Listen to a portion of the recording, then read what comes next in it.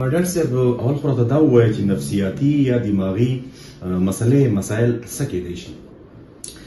څنګه چې تاسو تاسو کو چې دماغي یا نفسیاتي مسایل څه کیدای شي،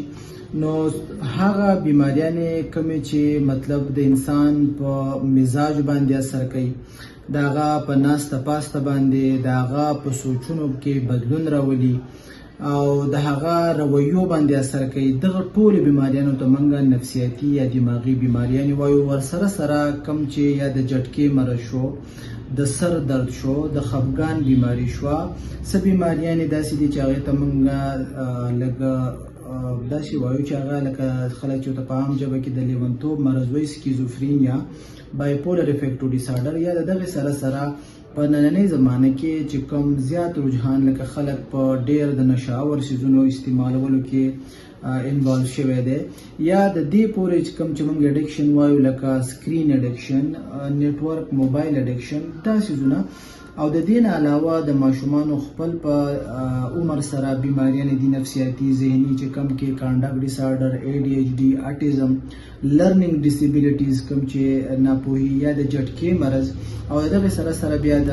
ینګ ایج خپل لکه ډیپریشن، انزایټي، دا غي نه علاوه کوم د شمار راول ډېر غټي یو لیست دی. اولډ ایج کې خپل لکه ډیمنشیا، خپل بیماریانې او څه سایکوسز یا داسې خلکو ته به پته څنګه لګي ډاکټر صاحب، لکه نفسیاتي یا دماغي مریض ته به څنګه پته لګي چې ماته دا مسله ده؟ آیا په سر باندې درد راځي، په معده باندې بوج راځي، یا د وجود په نورو برخو باندې داسې څه بوج راځي او هغه ته پته ولګي چې یاره ماته نفسیاتي؟ ځکه زموږ خلک چې دي نو هغه د نفسیاتي ناروغونه یا د دماغي ناروغونه ناخبره دي. بالکل ډېر ښکلی تپوس تاسو کو. په دغه حواله سره هر یو بیماري چې موږ معلومو تشخیص کوو، نو د هغې دپاره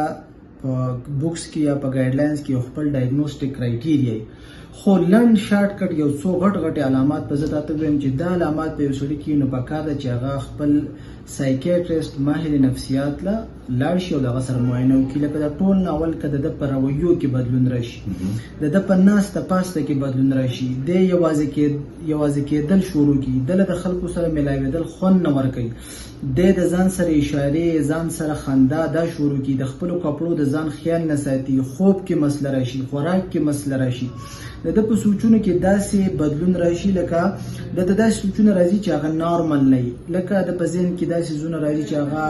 مثال په طور الله دین باره کې دته داسې غلط سوچونه خیالونه راځي، دته یو داسې سوچ راځي چې یو کار بار وکړه لکه صفایي، دروازه چک کول، داسې دغه نه علاوه د شکونه شروع کی، شکوک او شبهات، دته وسوسې راشي، د پړه کې خوشحالي ختم شي، د ذهن چې کوم د خوشحالي سوچونه جوړي هغه ختم کی،